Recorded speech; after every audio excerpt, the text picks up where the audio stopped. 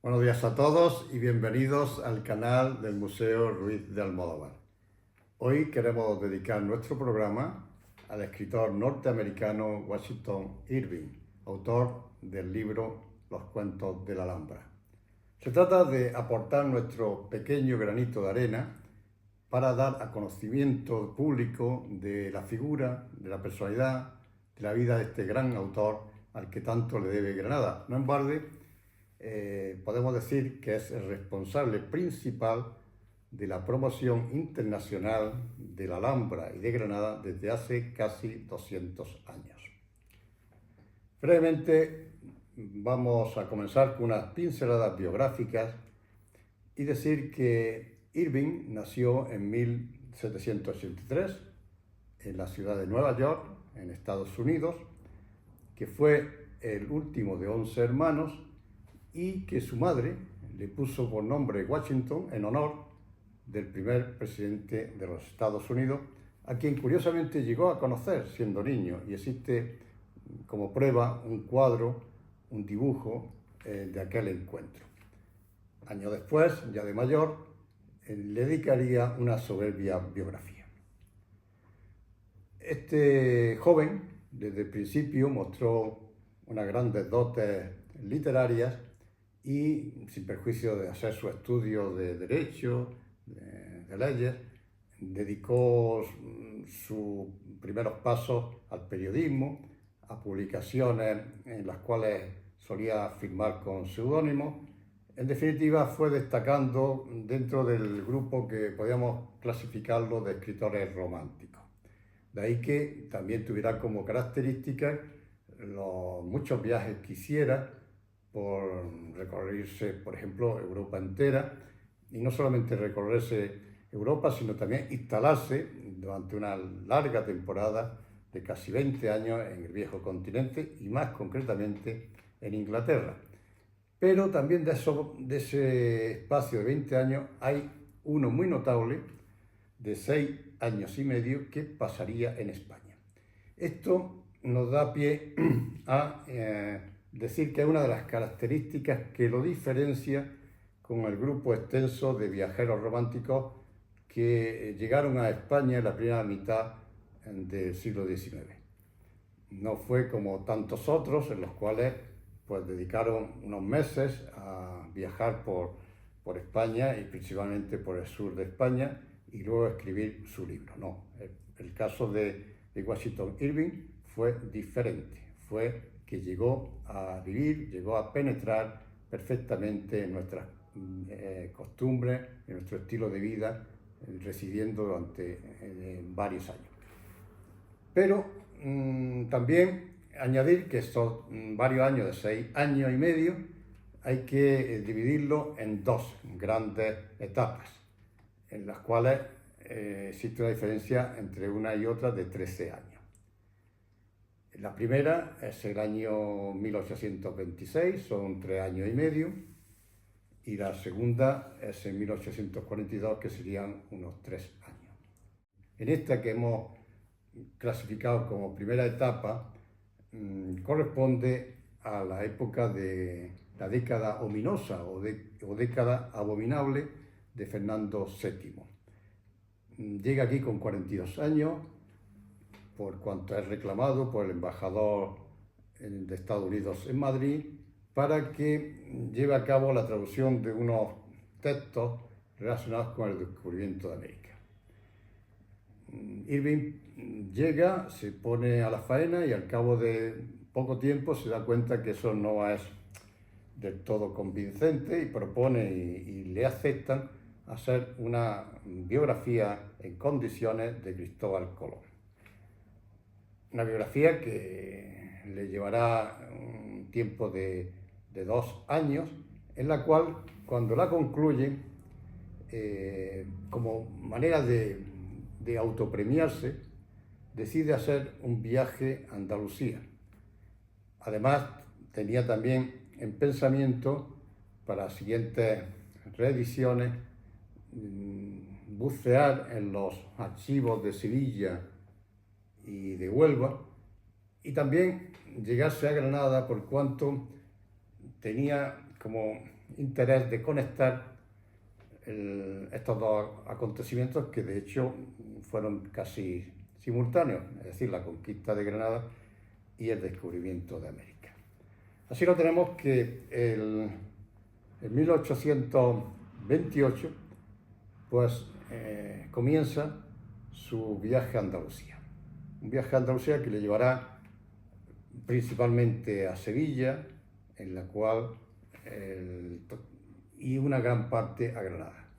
En total serían unos 17 meses. Pero lo que se refiere a Granada hay que tener en cuenta, porque esto ha dado lugar a muchas confusiones. Los que nos metemos por primera vez a intentar desenredar un poco la biografía de Washington Irving, nos vemos que se confunden muchas veces los dos estancias o los dos viajes que hizo el autor a Granada. El primero de ellos es muy corto, son de 11 días, desde el 9 al 20 de marzo de 1828, es al comienzo, y el siguiente sería al final. Bueno, hablando de este primero, vemos a un escritor claramente entusiasmado, poseído de un continuo éxtasis por estar en Granada, por ver los lugares, las estancias que tenía ya grabadas previamente, incluso ya desde niño, tras leer el libro de las guerras civiles de Granada de Ginés Pérez de Hita. Él venía ya con una Granada idealizada por la lectura de este extraordinario libro, en el cual es un libro de historia y de ficción, en el cual salen muy bien parados los musulmanes granadinos, que son otra de las notas que queremos destacar y vamos a ver más adelante, ¿no? Sobre todo, Washington es un gran admirador de la figura de Boabdil. Lo primero que hace es, cuando ya entra en contacto con el que sería su cicerone o guía, Mateo Jiménez, un joven hombre que habitaba en la Alhambra, pues el que le enseña, le cuenta leyendas y con el que lo acompaña, y hace en más de una ocasión el recorrido que hiciera el rey Chico en su último momento. Es decir, sale por la puerta de los 7 suelos, se presenta también en el escenario donde se entrega la llave, en la ermita de San Sebastián, y luego acude también al lugar donde tiene el episodio del suspiro del moro. Luego veremos también que tras concluir este periodo en Granada, él sigue camino de Alpujarra, como lo hiciera el propio Boabdil. Pues bien,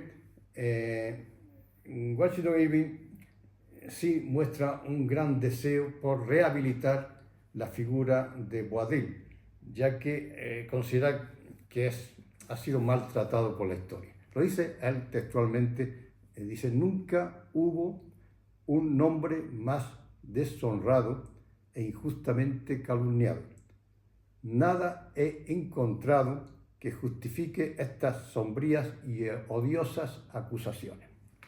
Bien, un breve viaje que se repetiría pasado un año, justamente en 1829, el 1 de marzo hasta el 28 de julio, y que tendría como extraordinaria novedad, algo único y excepcional, que le permitieran vivir en la propia Alhambra, el propio Palacio de Alhambra, en las habitaciones que en su día fueron diseñadas para ser ocupadas por el emperador Carlos V.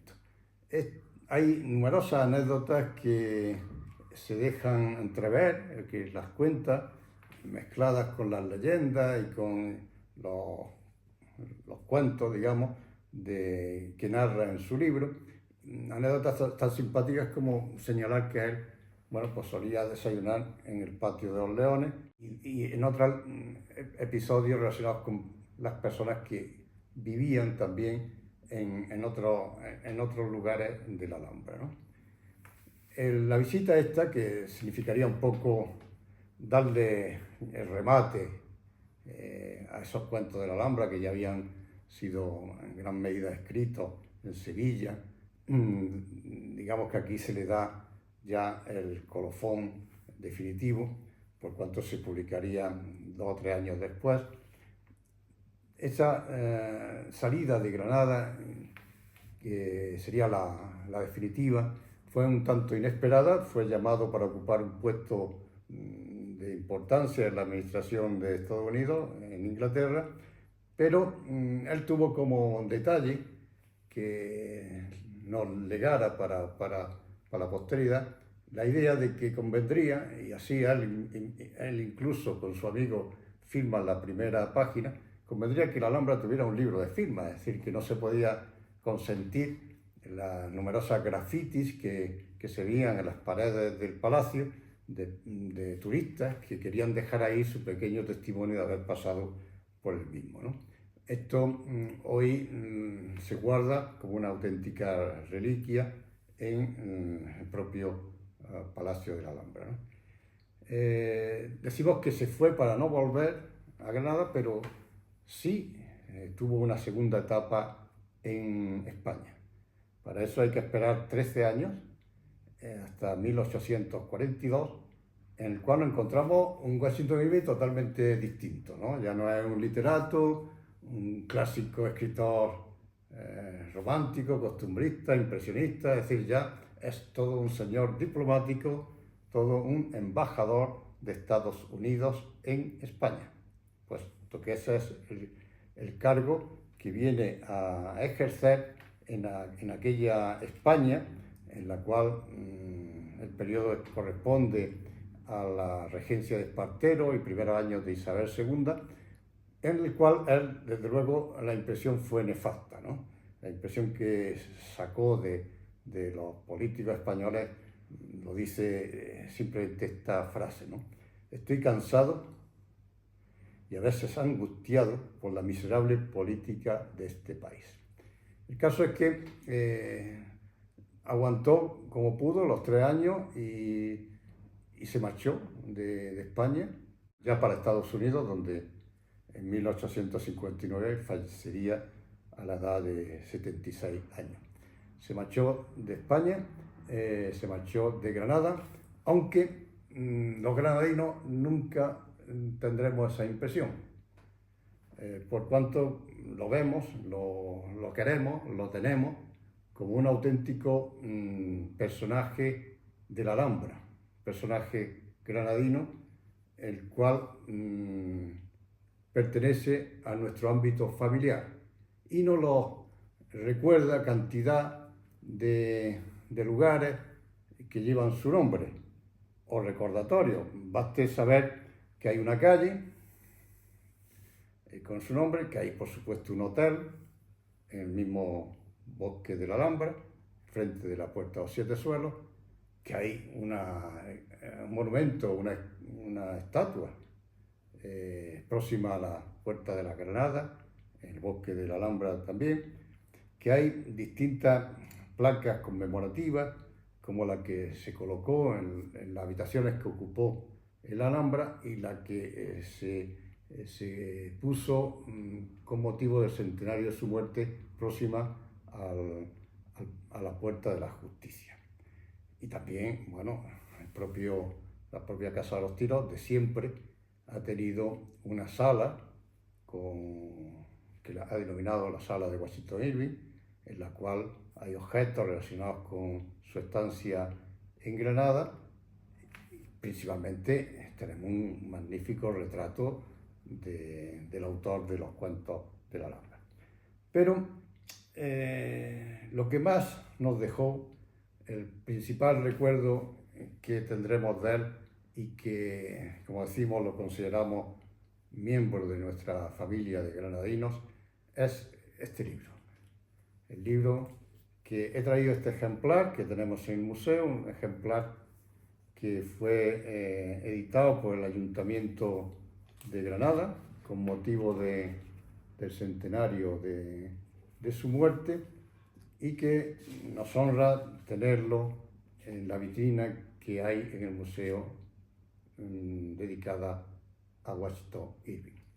Este libro, que podemos decir sin equivocarnos, que no se cae de las manos, aunque sea muy antiguo.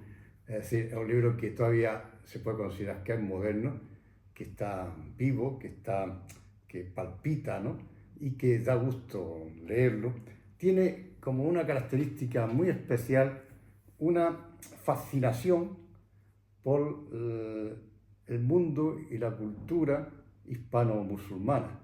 Es más, tiene como una simpatía muy señalada hacia el pueblo árabe, hacia la cultura árabe. No en balde también, en aquella época, Washington Irving escribió un libro que se llamó La Crónica de la Conquista de Granada, donde igualmente se empapa de esa pasión que siente por esta cultura. Y una simpatía que llega a más, es decir, que él llega a declarar su admiración bastantes veces por los árabes, hasta decir que eran dueños legítimos de este paraíso terrestre que es la Alhambra. Nos consta que tuvo intención de aprender la lengua árabe, aunque parece ser que no lo consiguió, pero sí existen en su diario intentos de aprender la caligrafía o algunos resultados menores, ¿no? Esto nos lleva a pensar que era más superior que un mero entusiasmo poético o romántico. Él lo demuestra con la existencia, ya puesto a penetrar en su biografía, que desde que está en España tiene como gran interés estudiar la figura del profeta Mahoma. Ya desde el primer viaje hay testimonios de trabajo de tipo biográfico en el cual trata de demostrar que el significado tan importante que tiene Mahoma, por supuesto, en la entrada de los musulmanes en España y en todo lo relacionado con la existencia patrimonial que nos dejó como gran riqueza para nuestro país, ¿no? De ahí que no sea extraño que ese empeño, que hasta por 2 ocasiones no fructificase, luego ya cuando estaba en Estados Unidos, ya prácticamente en su último año, lo llevara a cabo y de forma airosa con una publicación de 1850 titulada Vidas de Mahoma y sus sucesores. Un trabajo en el que sin duda, para los entendidos, pues una obra menor, lógicamente, y máxime los entendidos de hoy en día, ¿no? Que tienen que darse cuenta que esto está escrito hace 150 años. Pero a pesar de eso, sí es unánime la consideración de que es una aproximación al fundador del Islam y que merece ser calificada hasta de luminosa e introductoria. Siempre hay que considerar que su manera de escribir es un tanto entusiasta, es un tanto poética y por consiguiente no tiene más pretensiones que dar un conocimiento de la figura y de la obra del profeta, del mensajero de Alá y difundir su mensaje. Por supuesto, destacamos y admiramos, como lo hacemos de su propio libro de los cuentos de Alhambra, esa manera de escribir, de acercar al pueblo con un estilo sencillo, comprensible para todos y que nos permite, si bien de una manera básica, pero al menos suficiente, para calcular la importancia que significó Mahoma en la permanencia, en la entrada del pueblo musulmán en España. Baste para terminar, lo dicho, una mención que aparece en este libro sobre el profeta Mahoma, el cual vamos a dar lectura para terminar, deseando haya sido del agrado nuestro homenaje a este escritor que consideramos 100% granadino. Dice así: al vagar por estos salones orientales y oír el murmullo de las fuentes y el canto del ruiseñor, al aspirar la fragancia de la rosa y sentir la influencia de este embalsamado clima, me imagino que estoy en el paraíso de Mahoma.